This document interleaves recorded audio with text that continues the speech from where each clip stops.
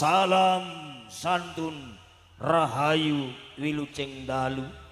pepanggihan kalian keluarga seni tutur Jawi pagelaran kedoprak Ridho Carito mijil saking dusun Ulaan Sumberjo Kecamatan Jaken Kabupaten Pati ingkang pun pangarsani panjenenganipun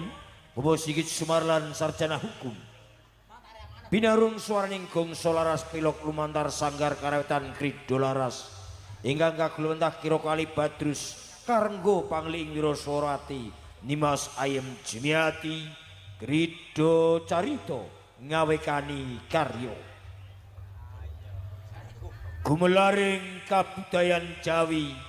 Ridho Carito amorwaing karyo.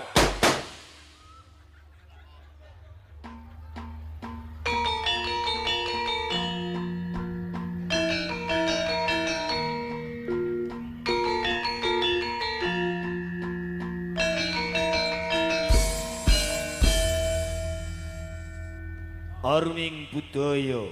ambabar kuncaring nusa kalawan bangsa murih lestarining kabudayan Jawi kang adiluhung Ridho Carito ingkang sampun kawentaron saindhing Jawa Tipa ngaturaken sesanti sepisan jaya Ridho Carito tetep jaya.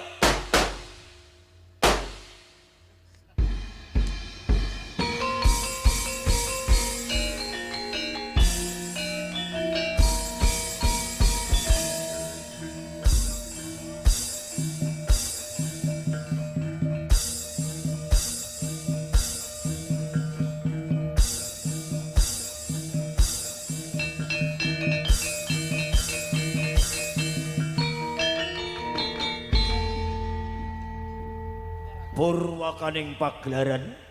Ridho Carito ngaturaken pasgahan beksan gambyong Paryanom ingkang pun paragani para putri-putri ayu Ridho Carito wilujeng amirsani nuwun.